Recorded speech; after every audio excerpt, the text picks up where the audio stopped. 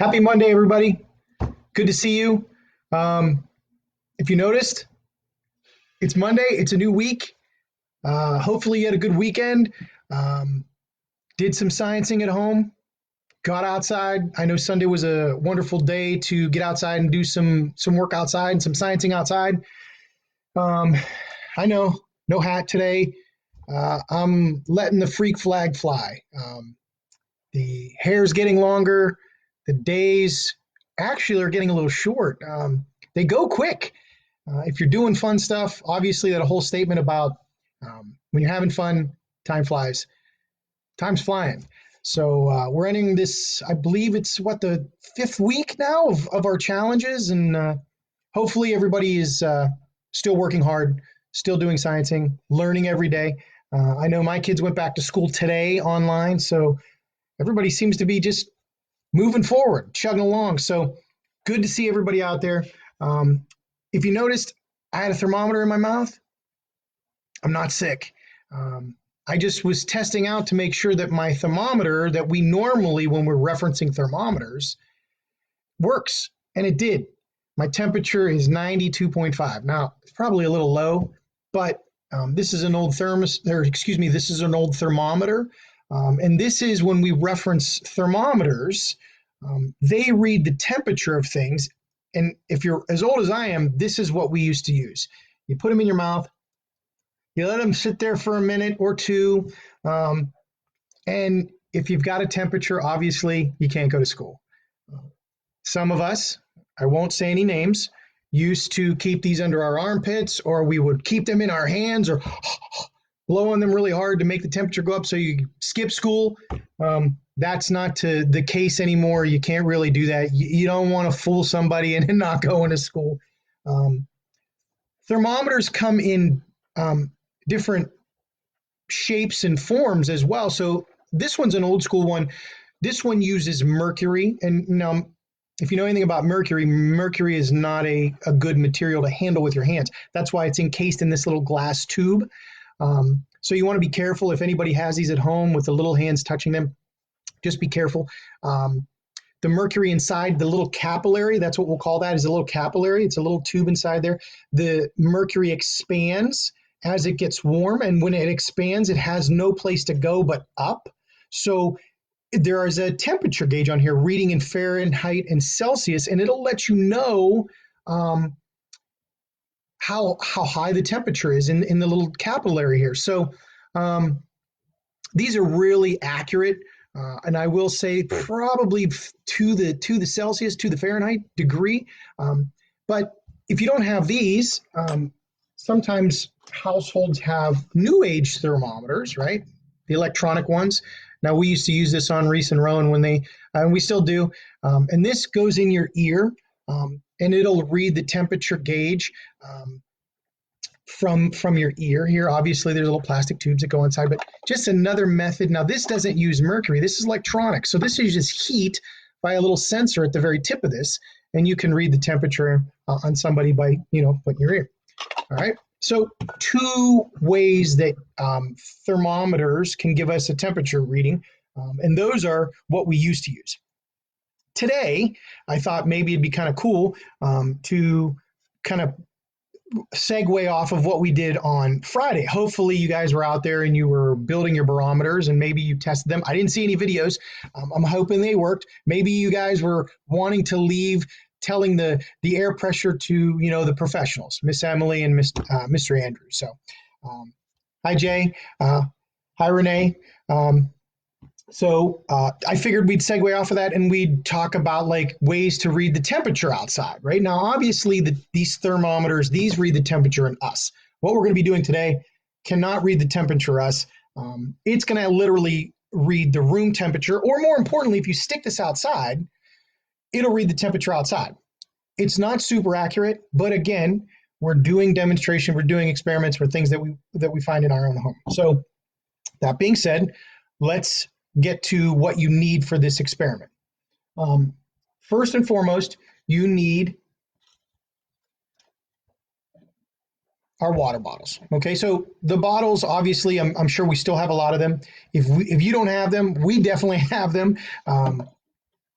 a straw or a tube. I would recommend using something that's a little more transparent or translucent. I used yellow. Yellow can show a dark material or a dark liquid inside of them fairly easy. I probably would sway away from using something dark, but if you don't have anything else, then use what you've got. I just happen to have yellow straws, so I'm just use yellow straws. So water bottle, couple of straws. You're going to need 2.5 ounces of water and 2.5 ounces of alcohol. Doesn't matter what percent you have. If you have 71, 81, 91, 99, doesn't matter. So we're going to use 2.5 ounces of alcohol, 2.5 ounces of water. So I've already pre-mixed mine. So obviously I've got 5 ounces of liquid here. 2.5 and 2.5 is 5. It's red because I've added food coloring. Now, when we look at our temperature thermostats outside or thermometers outside, they're usually red. And that gives us, it's easier to see. Red's a very dominant color. You can use whatever color you want. Obviously, if you have all your food colorings, if you want to use blue, you want to use green, you want to use yellow, you can use whatever you want. Doesn't matter. I just happen to use red. It was the first color that I picked up. So red food coloring, and I dropped in about 4 or 5 drops. So 5 ounces of liquid, 4 or 5 drops of your food coloring, and you've got a nice base for what would be essentially our mercury. Now, obviously it's not mercury. We're just going to use it as a liquid, and it's going to tell us our reading on our temperature gauge. Mary, hi from Canfield. Good to see all the Cardinals out there. Yeah, good to see everyone. Okay, so straws, our bottle, our liquid. Now, this is very important. This is probably the most important part to this little demonstration, is that you need something, right, to top off our bottle. Okay, so I would use modeling clay if you've got it. If you don't have modeling clay, obviously you can use the cap of the bottle, okay, to be able to sit on the top of the bottle, but we're going to have to drill a hole in that. If modeling clay is going to work the best, okay. Kate, oh, the preschool's watching. Great, good to see you. Hopefully, I don't know if it's a full classroom. Great, if the whole classroom's there, this is fantastic. Good. So, if you missed the beginning part of this, we're going to make a thermometer, a homemade thermometer, and not very many materials that you need for this. I was on to the cap, so if you have the cap to the bottle, you can use the cap. If you have modeling clay, fine. Tape would work, I'm assuming. We just need to cover the opening of that. Now, what I found in my home, we have a lot of our corks. So a cork will fit nicely in the opening of a bottle. Okay, it seals off pretty nicely, but the challenge in that is you've got to make sure that you drill a hole in the top of this so that your straw will fit in. I had the capability of being able to utilize my power drill, which I will always recommend. If you have the ability to use power tools and the littles can get their hands on them, please make sure that you're using them with them, but let them go. Let them make an attempt to try it out. That's exactly what I talk about when we're doing our engineering challenges and we're doing our challenges all throughout the day. Let them use it. You're there, show them how to use it, teach them, talk about safety. I was able to use a 1/4-inch bit. All right, the 1/4-inch bit literally fit a little bit so that my straw was like snug inside. I would go a little bit smaller and then get bigger. Obviously, for this experiment, the smaller the straw, the more accurate your reading you're going to get. But I didn't have a teeny tiny straw, so I just had to go with what I had. But I used a 1/4-inch bit. It worked. Now, I will say this, parents, family, friends, whoever's drilling, you're going to want to hold on to that cork very tightly. If not, put it in a vise because this cork will spin with the drill. If you don't have the cork, I will say the cap will work just as well or equally. You just make sure that that hole is drilled small enough that the straw can fit through it, okay? So I drilled a hole in mine. There's the hole, okay? And the hole is just big enough for my straw to fit through, okay? So very, very sealed up. Now, I will say that it's probably a good idea to run a little bead of glue around there or a little bit of tape just to make sure that no air gets inside. Because that's what the most important part of this is. To get somewhat of an accurate reading, you need to make sure that none of the outside air, right, gets inside the bottle. All right, so I think we've got everything. Coffee, Everybody got coffee out there? So my liquid had been sitting for a while. The alcohol was probably going to cool it off, so I let it sit for a while. The lowest temperature that I read after sticking my thermometer inside was right around 71 degrees. If it's colder in your home, or if you let this sit out inside of a light or something, the temperature is probably going to be a little higher. So 5 ounces of liquid, that's going to go inside our bottle. Okay, so we're going to do that. Remember, 2.5 ounces of water, 2.5 ounces of alcohol. Obviously, if you spill it, it's going to be less. All right, so there we go. All right, so there's our bottle. 5 ounces of liquid, 2.5 of water, 2.5 of ice alcohol. I already put my straw through. Again, yours is going to look different if you use the cap. Now, if you don't have a drill, I will say that you can probably hole punch this with like a pencil. I will say that if you kind of etch this out, just any way that you can find the ability to get a hole inside the top of your cap, that'll work as well. And then your straw would essentially go through your cap just the same. Again, I used what I had. I had a cork available, so that's what I'm going to use. Okay, so then the cork and the straw itself are going to go inside the bottle. Now, it's extremely important that the straw, the bottom of the straw, doesn't touch the bottom of the bottle. You want there to be a little bit of space. I would say probably about 1/4 of an inch to 1/2 an inch of leeway there. You want to make sure, so I'm going to just raise this up just a hair.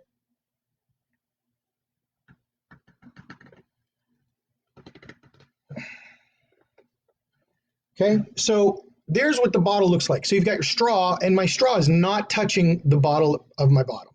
Okay, it's not touching the bottom.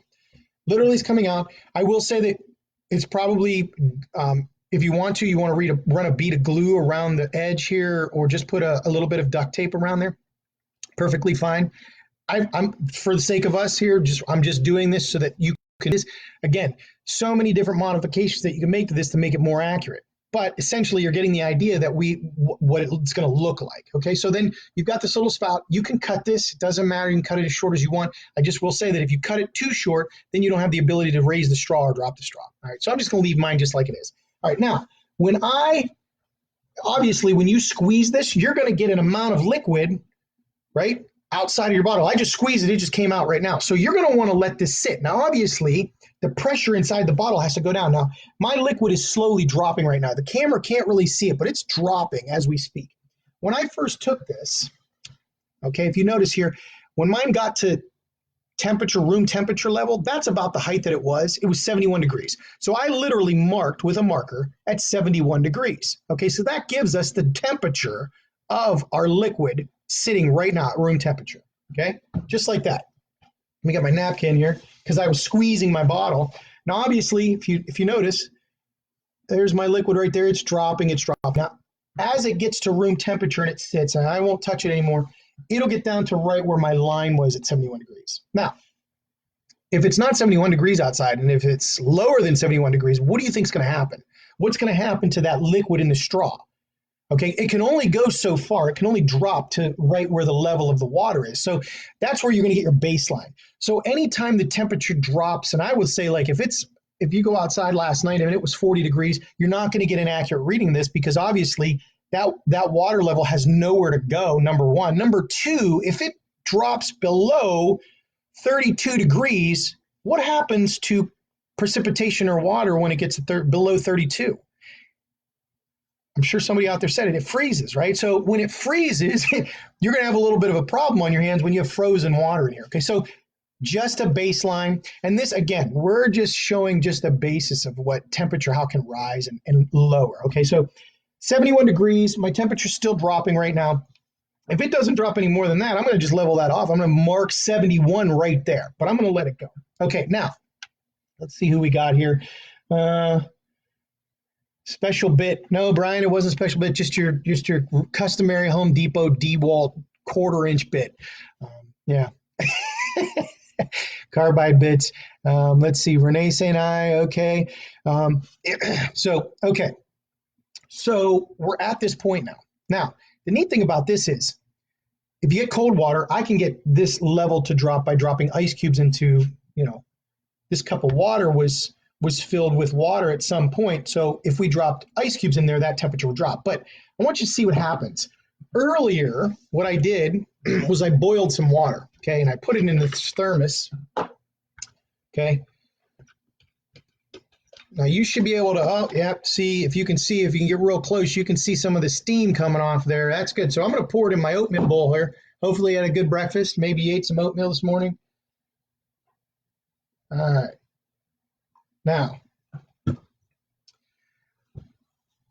the only way to tell the temperature of this, you can't just stick your bottle in here because you have no idea where the baseline of what the temperature of this water is. So you would have to measure the temp. All right, so we're just going to sit our little thermometer, my mouth thermometer, inside there for just about 30 to 45 seconds. It should give us a pretty accurate reading. This water that I had has been sitting for approximately 30 minutes. So I should be right around, I would say about 100, 101 degrees, 102, maybe a little bit more, okay?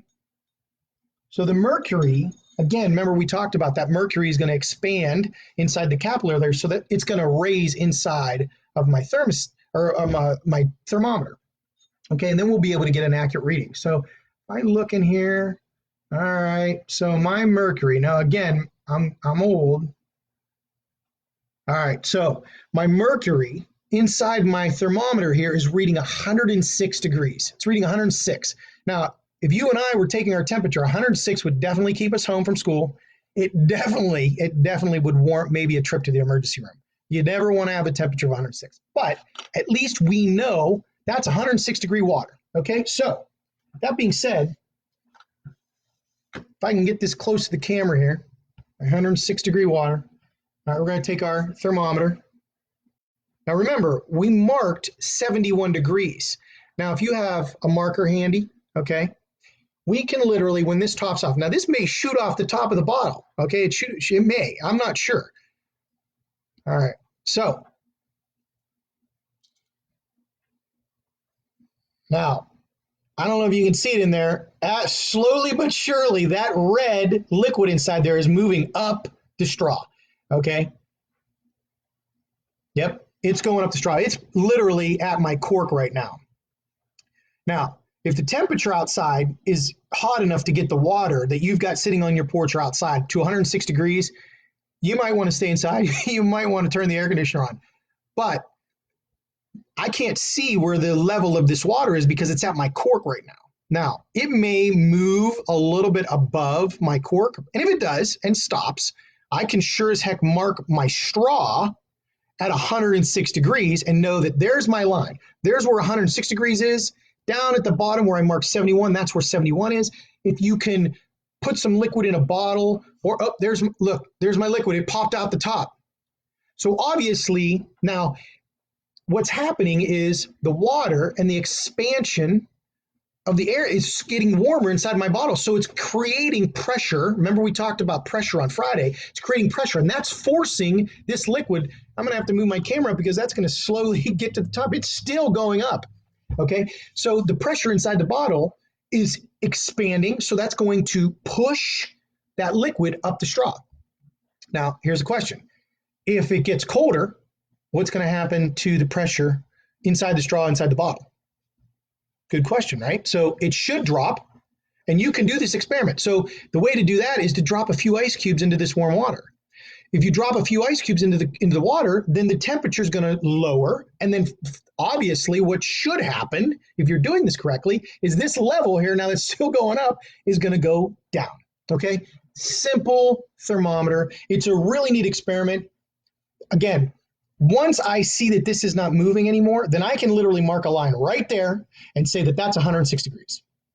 And then we can start to, if you've got some water that's 90 degrees, you can mark where 90 would be. But just a really cool experiment that you can do with your students in preschool. You can do this at home with your family members. Just really simple stuff that you're using in home. Now, I will say this. The Wow Pals this week are probably going to do and present you with some challenges. I know I said that it would be wonderful if you guys could send your videos in and show me whose barometer read the highest and lowest air pressure around their home. I didn't see any of those, but no big deal. If you want to build a thermometer and take a little video of yourself and say, like, show me where your marks are on yours, I'd love to see that. I'd love to see that. It's a wonderful opportunity for us to kind of like talk with one another, and you can show me your experiments, and we'll put those on the website. So just another experiment that you can do with your kids. Again, the Wow Pals are probably this week going to do some engineering challenges. So I will say that if they can, maybe they'll present you with the amount of materials or something that you're going to have in front of you, and have that ready so that when the Wow Pals ask you to do a challenge with them, you'll have the materials right there in front of you. If you don't, no big deal. I think the neat thing about these videos is we're taping ourselves. You can tape these experiments, and you can sure as heck do them and then submit the videos as you go. I will say this, the engineering challenges are super cool. So on Friday, when I come back on, I'll look and watch and see what the Wow Pals are doing, and maybe I'll have all of the challenges put together, and I'll have mine ready just to see how well I could do. Again, I totally appreciate this. It's Monday. If the kids are back in school, this is just a way for you guys to get a little decompression, a little bit of just some getaway time, you know. Remember to like us and share us on the web. Keep searching for us on Facebook and watching those videos. I know it's fun for me to do. I do miss being in the classroom. I do miss being in the schools. I had a wonderful principal send me some pictures of an outreach that I had done prior to the coronavirus hitting, and I'll put those pictures up on Facebook as long as it's okay with the school.